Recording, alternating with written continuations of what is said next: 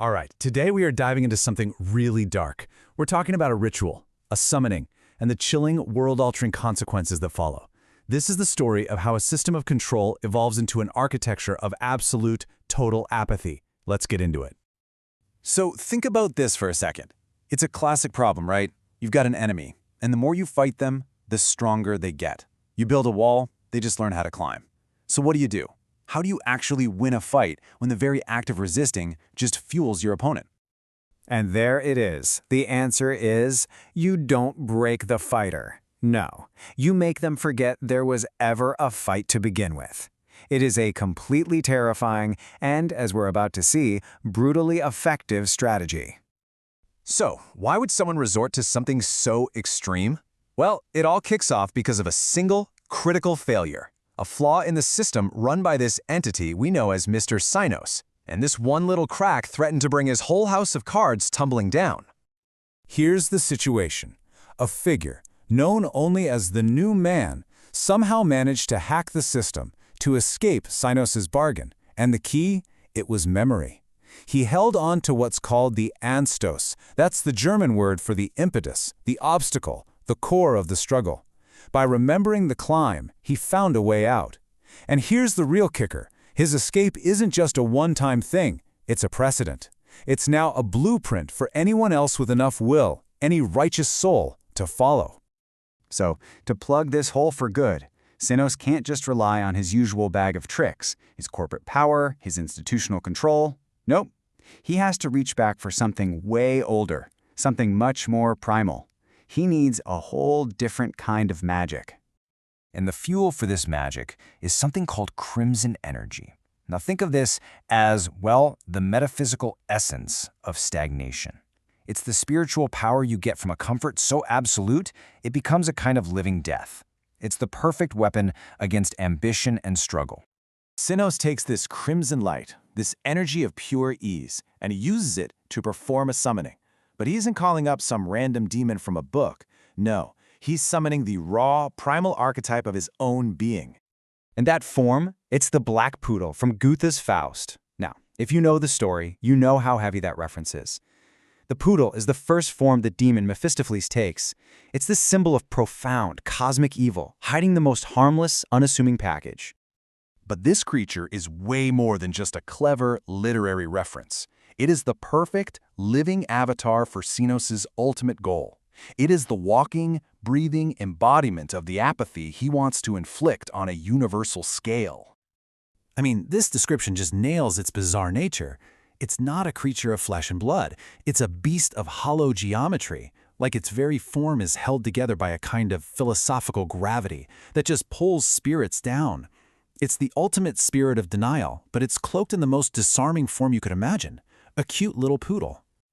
And Sinos doesn't just set this thing loose to cause random chaos. Oh no. This creature is a precision weapon, a psychological tool with a very, very specific and frankly, horrifying mission. Let's be perfectly clear on this. The poodle doesn't attack the body. It completely bypasses the physical world. Its real target is the will. Your drive, your determination, the very spark that makes you want to get up and fight. And it's not hunting just anyone. The people who've already given up, the ones who are already content, they're of no interest to it. Its chosen prey is the righteous soul, the person who feels that terror of apathy, the one who actually has the potential to climb, to overcome the system. And here's the most twisted part. How does it attack the will? Not with fangs or claws, not with nightmares or terror, but with their exact opposite. Its weapon is comfort.